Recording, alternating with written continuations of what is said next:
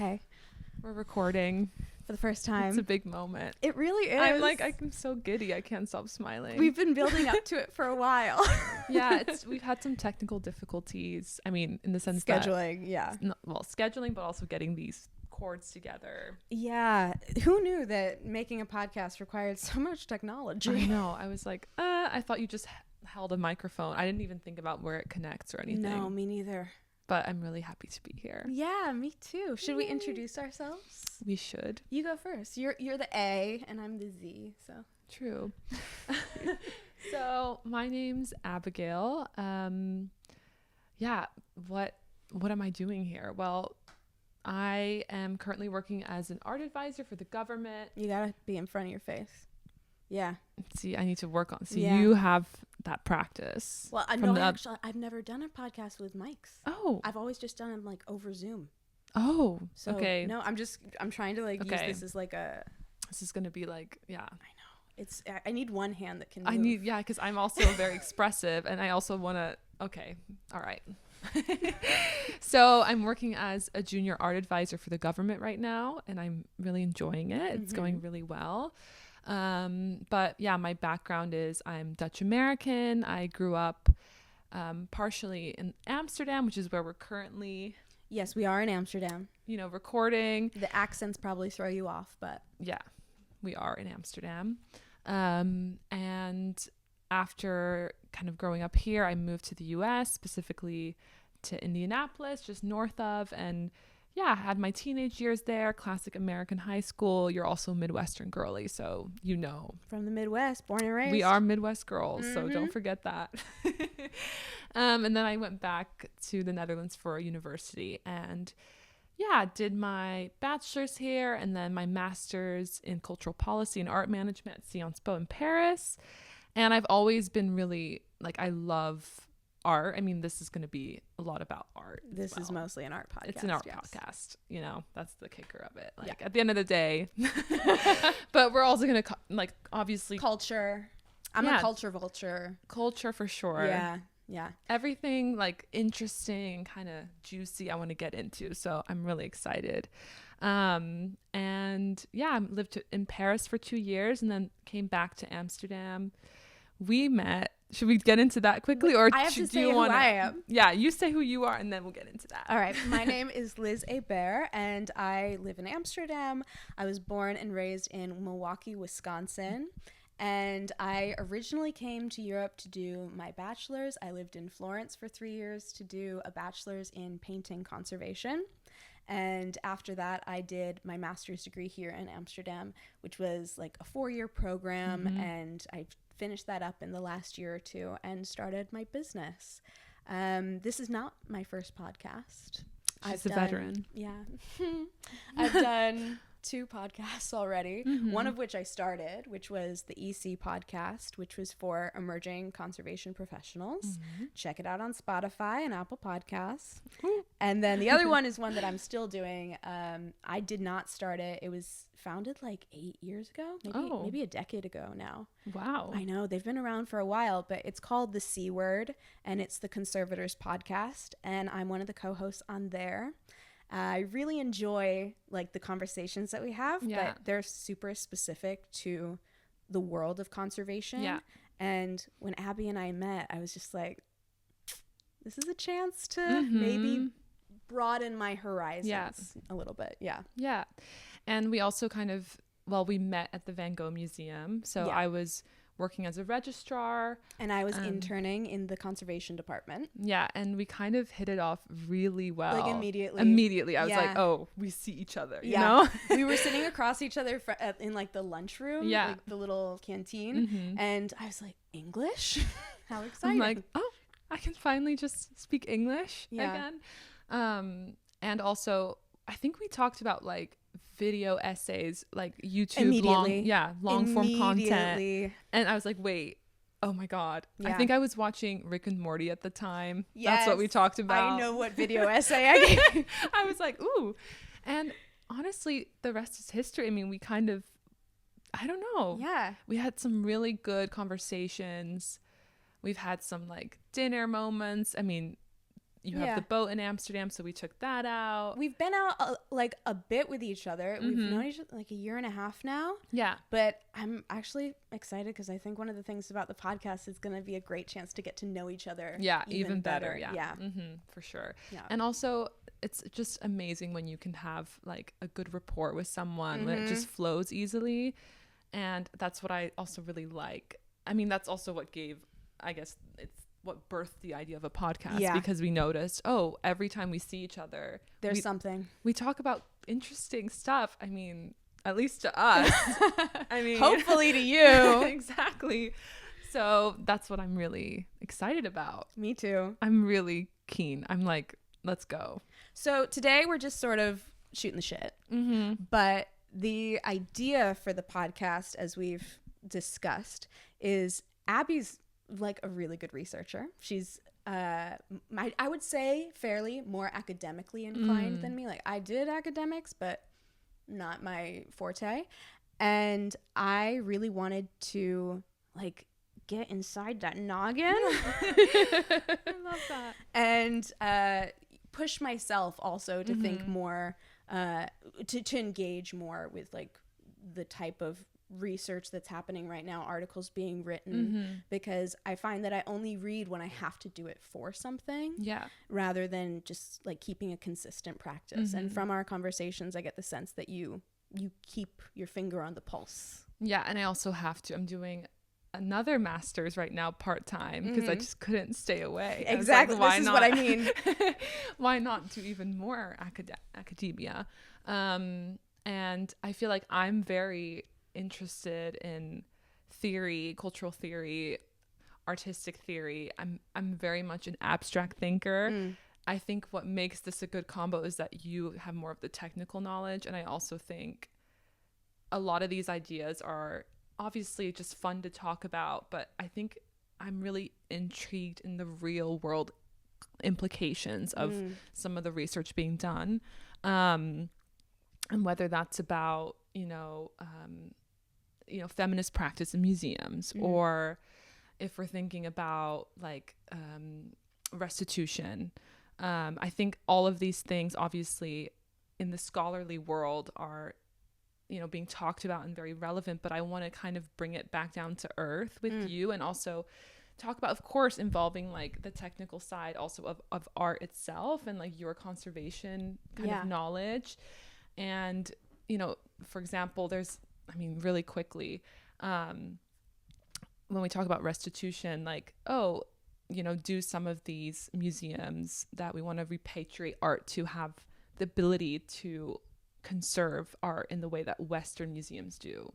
And that's one of the arguments, that, for example, the British Museum will use often. Yeah. To keep art in their collection. And I think I'm really curious, like, is there any truth to that? Like, what is kind of the latest in the conservation world? And then we kind of, we touch on so many topics in that way, because you get to think about these big ideas, but also look at, okay, what does that mean actually in practice? Yeah. And that's what I want to really get into as well. And conservation is becoming more and more, it's always been a back of house thing that's very much done in the shadows. Yeah. But it's now becoming more recognized by the public, and there are more efforts to share that information. For example, we're in Amsterdam, and Rembrandt's The Night Watch, which is probably his most famous piece, right? Yeah. It's kind of like the national painting of the Netherlands, and they've been doing a 5-year conservation project on it that's all in full view of the public. So if you are going to the Rijksmuseum in the next year or two, you will be able to see them restoring the painting. Yeah, it's really cool. It's really cool. And I am really big on conservation education as well, not only for conservators, like amongst ourselves, but also sharing it with the public and making the argument for why it's important. Yeah.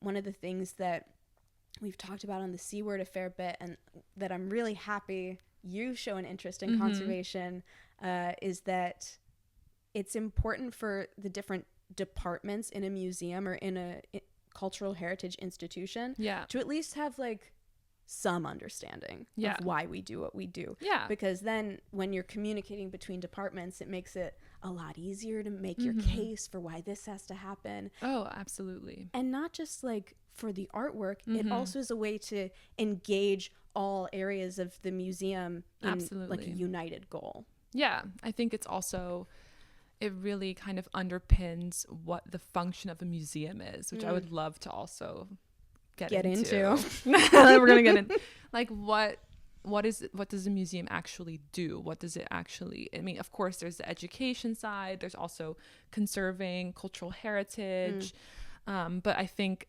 it's fun to begin at the conservation project. Like, okay, we want to conserve a painting, why? You know, the how is interesting too. That's more the technical side, but why are we going to put funding towards this? Yeah. What is the relevance of this artwork for the museum, but also for society? Yeah.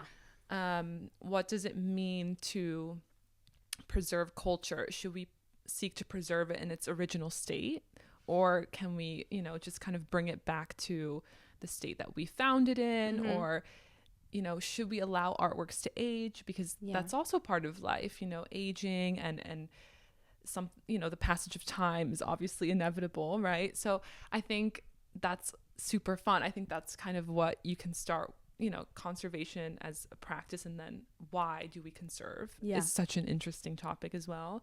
And really quickly, like, my background is more like, obviously I've done some of the art historical research, but also I've also done internships for institutions like UNESCO, and that is obviously a huge topic of conversation for big kind of public institutions that also require public funding to kind of put programs out there for whether it's artist rights or artists. Funding is always an issue. Yeah, of course. That's also, we can talk about that. Funny in the art world where so much money gets exchanged, funding for institutions is always the problem. Yeah, and then I also think, of course, you know, looking at the art market in general and the business side. And see, this is the part that I know nothing about, and I'm really excited to learn more. Yeah. Although I will say my least favorite elective I ever took was art business. Okay. Yeah. I remember one of the first conversations I had with Liz, we were talking about, I guess, like valuation of artworks. Yeah. And you were like, I'm so against like putting a monetary figure on an artwork. You said that. Did I really? And I was like, wow, okay. We're like, she's a bit of an idealist here. Yeah. Because I've done internships at Christie's, and like, for me, whenever I see a painting, sadly, I see a figure. Like, is that the first thing that goes through your head? I won't say the first thing, because that would be really like, oof, okay, girl. But it's definitely something maybe the second or third thing. I get it, because as a conservator, the first thing I think of when I see a painting is always going to be like the topography, and turn on like the brain of where are the retouchings, what's been done to it, analysis, instead of just appreciating the artwork. Yeah. And I think it's also something that, of course, you know, you shouldn't necessarily have to put a monetary value on a work of art per se. I mean, if you have a good collection or a museum collection, they'll have to do that for the insurance.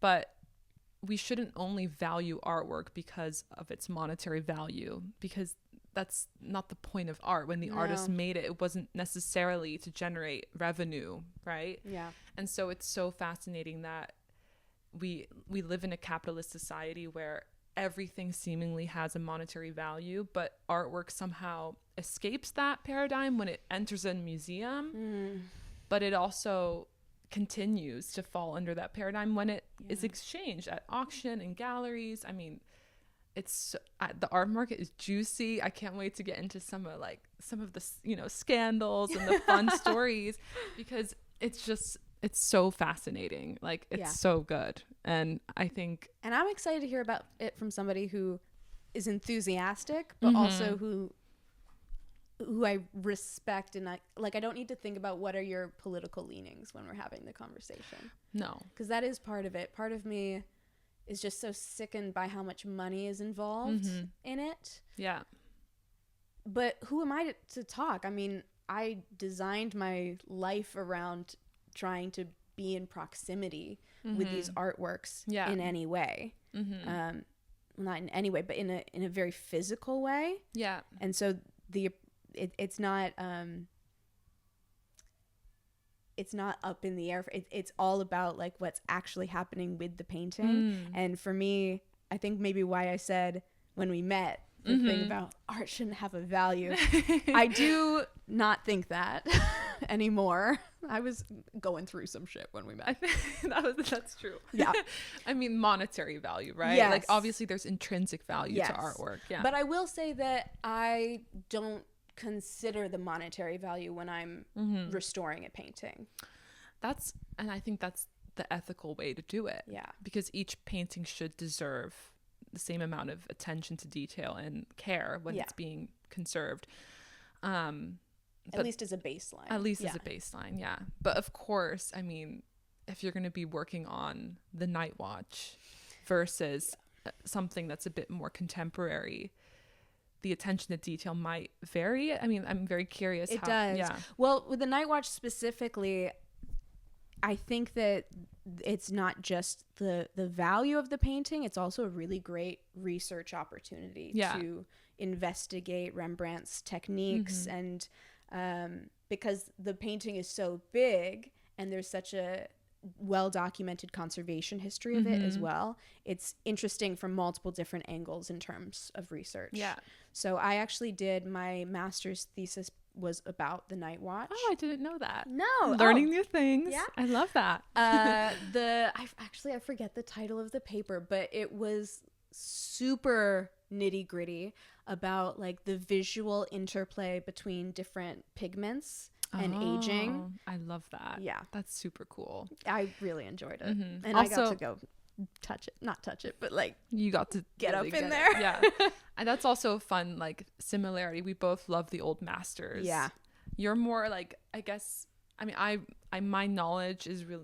My strength is more like Dutch and Flemish, but I mean, if you did it on the Night Watch, and I guess, but you also really, because all that time in Italy, surely, yes, it must have been a lot of like I know Titian a lot about like, the Renaissance, medieval period as well. But Renaissance is probably what I know best before coming here. Yeah, and then doing my master's degree, it was all Dutch masters, so I had to learn that. I took a really great elective my second or third semester here with a teacher at the University of Amsterdam, Arnold de Witt. Okay. I think that he also works at the Rome School. Is it Dutch Rome Academy? Yeah, there's some type of exchange. Yes, exactly. Is it Rome or is it Florence? I'm not sure. He was in Rome, I'm pretty sure. But the class, what drew me to it was that it was about like the different nodes of relationships between the Renaissance artists and then the Dutch masters. That's great, yeah. And a lot of Dutch artists traveled down to Italy and back and forth, so there was an exchange happening following the Renaissance, and I thought that was a really good bridge for me. That's great. To try to learn about the northern artists. I love that. I think it's so amazing when you can follow a course and it really piques your interest, and then you kind of start down this journey. For me, it was on exchange during my bachelor. I actually studied international studies in Leiden, and I was living in The Hague, and I really thought I was going to go down the path of diplomacy. I mean, that was kind of... You're very international, so it... And also, I feel like I've always been interested in history and languages, so I thought, I'm going to work for the UN, like every other person in that program. We were all like, we're all going to work for the UN. Like, sure, there's enough jobs to go around, right? And then I think everybody had a reality check, and I don't think... I mean, some people did end up going into foreign affairs and like... You know, and I still, I mean, I am working for the government, so, you know, found my way back to kind of that area. But I did an exchange in Montreal and at McGill University, and I had a professor.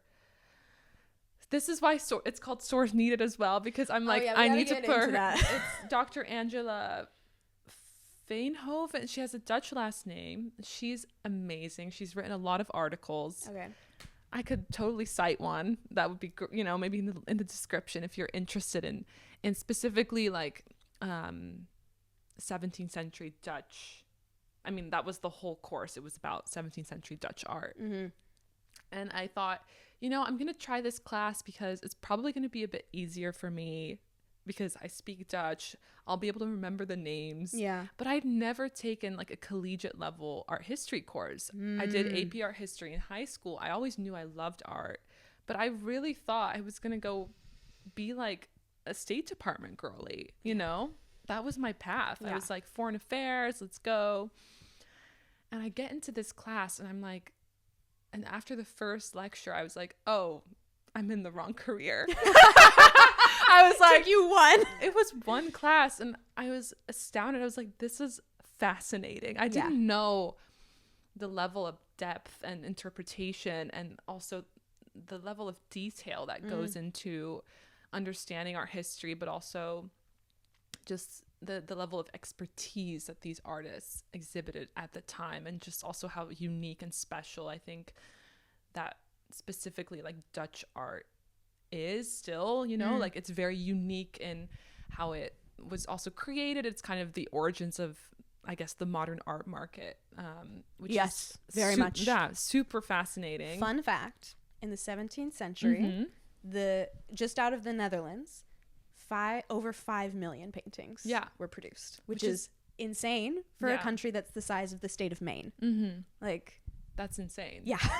And I was just completely like enamored with the subject. And then I finished my program in Leiden, and then I did an internship at a gallery, the Prins Claus Gallery in Amsterdam, which no longer exists, sadly.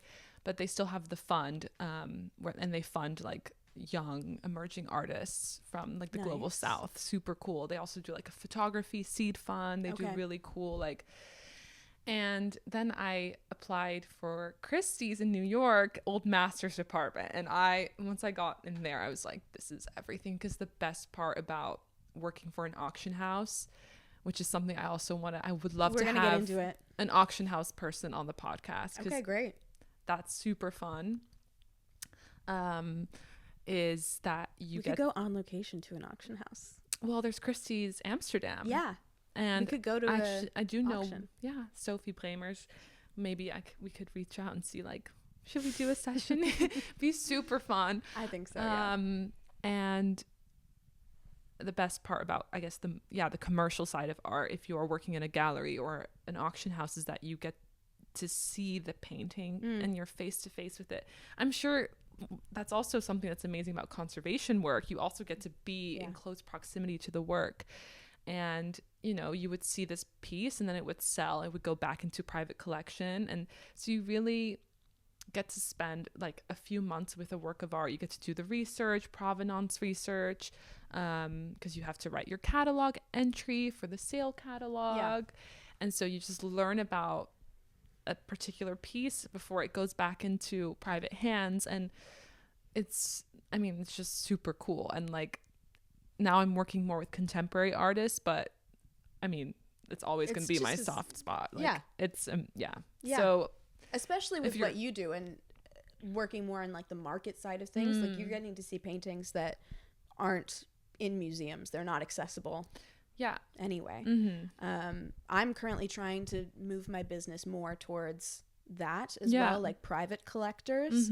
But it's interesting because what got me into conservation was immediately just the physicality of it. Yeah. And I didn't really know how much schooling was going to be necessary in order to get to where I wanted to be, but I was so enthused at the idea of being able to be close and have an intimate connection with the pieces, not just in terms of seeing it, but also interacting and touching and getting rid of the dirt and just bringing new life to the painting. I love that. Painting specifically, because I don't really work with anything else, and I like old masters. I'm not really a conservator of anything contemporary, but I'll do it.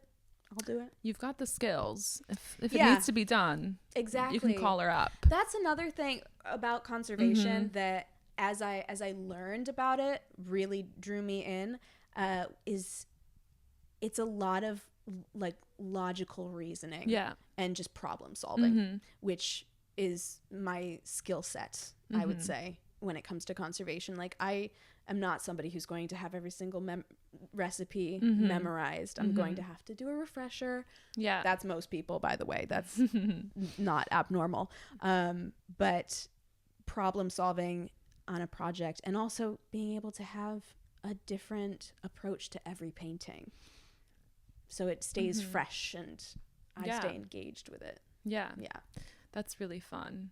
I feel like also, I think this is going to be a great podcast for people who are maybe interested in getting into this side of the world. Yeah. This market. Yeah. This industry. Especially women. Sector. We accept all, but especially women. Because I think the fun thing about it is that, as we mentioned earlier, it touches so many different interesting cornerstones. The art market is also something that very much goes with the economy in general, but it can also act very distinctly because the good that's being exchanged is already at, you know, a higher market price anyway, so it attracts a different type of buyer. And I feel like, in terms of accessibility, I feel like the art market, you hear this a lot, it's a very opaque market. And I would even extend that same word or that characterization to museums, cultural institutions in general. It can feel like a very closed off world. And I remember when I was first kind of approaching it, like, because for me, I kind of pivoted from a different study into it. What really helped was not only having like a mentor that kind of guided me in the right way, but I kind of want to demystify a lot of these things. Like, I don't know, from the outside, sometimes I think, you know, oh, you work in a museum, or, oh, when I was a registrar, like some of the insurance contracts that you see, or the way it's very intimidating. Art transportation companies, like how they work and the security measures. And it's all like, you know, when you get ready for a big exhibition or a big auction, it seems like a sort of theatrical play. Like there's so many moving parts, and I'm really excited to kind of get into like all of the different elements that go into it, and also critically look upon and reflect upon the sector, because I think there's so much room for improvement as well. For museums, for galleries, for art fairs. We're going through a really tumultuous time for museums, or for anything luxury, I would say. And so I think in our lifetime, we're going to see these industries change quite a lot. Yeah, absolutely. And I think, I mean, it's also such a, like, it's such a market where things can kind of be like this, and then all of a sudden, you know, you have this is again source needed. Oh my goodness, the banana taped with the duct tape, something like that. A conceptual artwork will sell for, you know, a obscene amount of money, and people are like, what is going on with the auction world? Like, what? How did they manage to sell that? But there's a reason. Like, there's a reason. You can track it. You can, of course. And also, you know, it's, if you go into the history of conceptual art, and like, that's the fun thing about art history too, is that no art is created in a vacuum. I think we've also had like an earlier conversation about that. And it's fun to kind of see, you know, a banana with duct tape being taped to a wall, that piece being sold in the context of conceptual art in general, starting with like Marcel Duchamp, of course, with the urinal that's upside down. And I feel like that's super fun as well, kind of, and that also demystifies it, and it makes it like, oh, I understand now why something like that might sell for so much, if I understand, you know.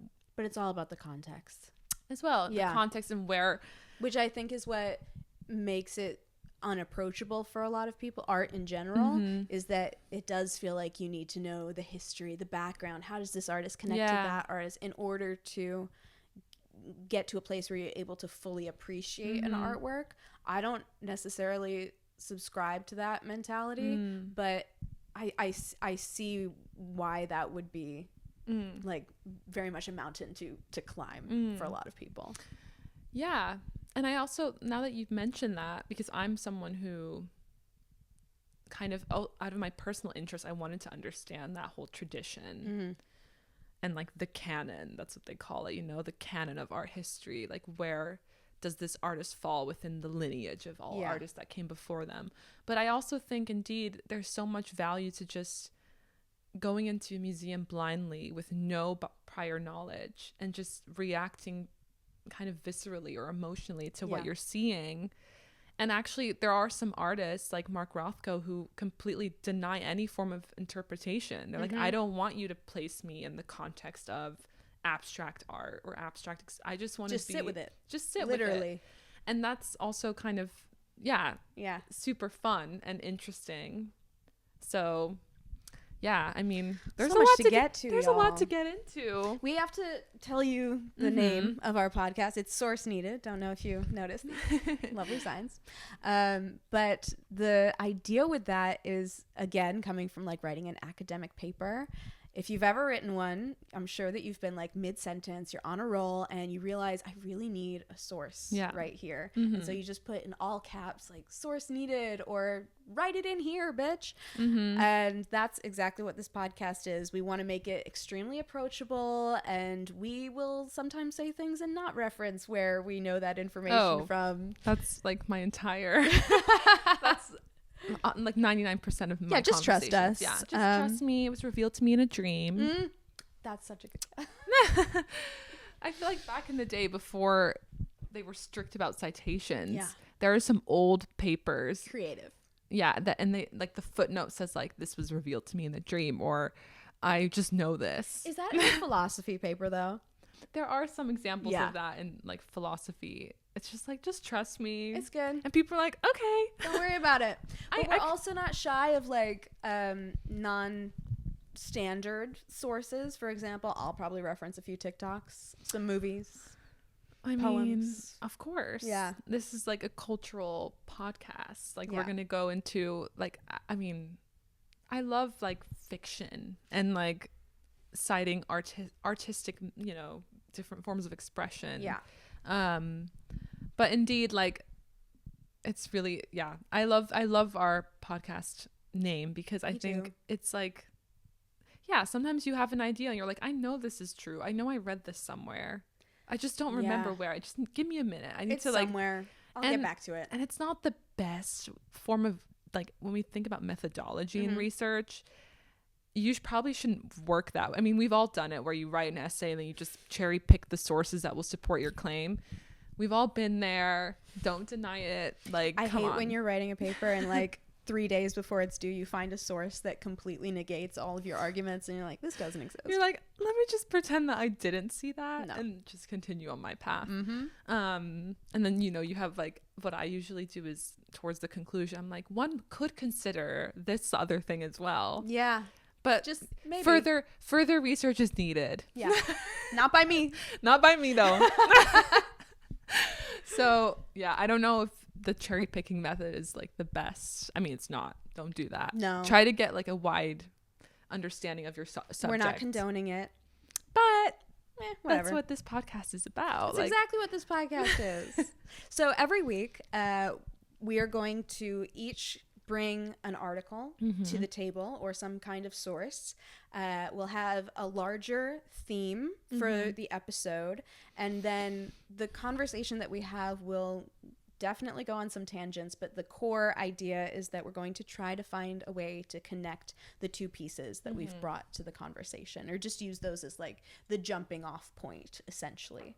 So you'll be able to find links to the sources that we use either in the description or up on our Patreon. Maybe go check that out. We're going to be doing a lot of like our community building over on Patreon. So if you want to be more involved in the podcast, definitely go subscribe over there as well. Yeah, that's a great tip. Yeah, you should. And I don't know how you're viewing this podcast, but we have a video version of the podcast up on YouTube, and then we also have an audio version on Spotify and Apple Podcasts. Yeah, and then I think it also gets distributed to some other podcast platforms that I don't know anything about. So cool. Yeah. Liz is the veteran here, so she's handling some of the technical details. And Yes. But I'm excited to be doing like Yeah. a podcast with a co-host. Mm-hmm. I mean, the C word I do with co-hosts, but they already have been doing it for so long. Like they've got their own vibe, and I'm a little bit more professional over there, maybe, because I know that conservators might be listening. But I want this podcast to be more for like anyone who's interested sort of deal. It's not an inside baseball sort of podcast. You don't need to know anything about what we're talking about in order to enjoy, hopefully. No, and also I hope that it inspires also people in different fields, different disciplines. Yeah, just to get thinking about some of the questions that we're going to, speak on, and also the sources that we reference. I think it's always fun to get like, a new kind of idea from like an article that you didn't expect you would ever hear about. I mean, one thing I love when I listen to podcasts is kind of the research side sometimes, or like a statistic, and I'm like, what?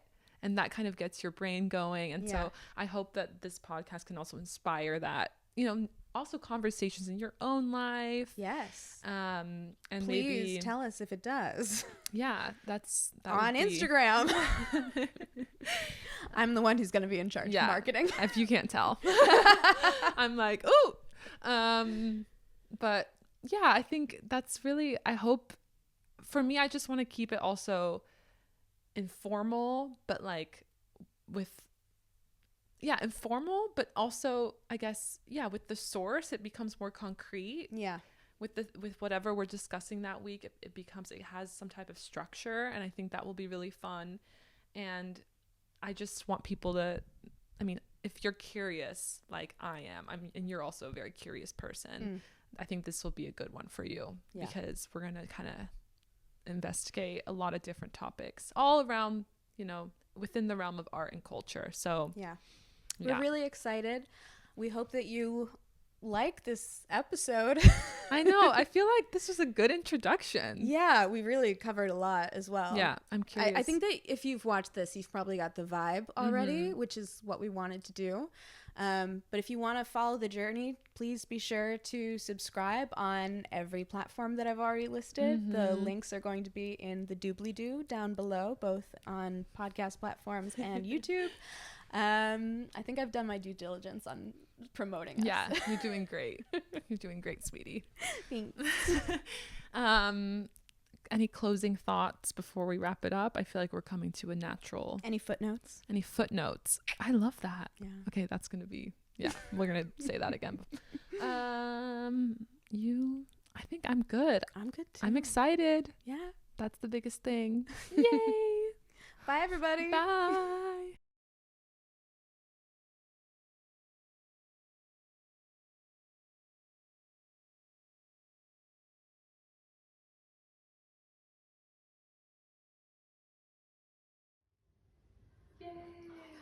That was so fun. That was fun. That was so easy. That was so easy. That was so easy.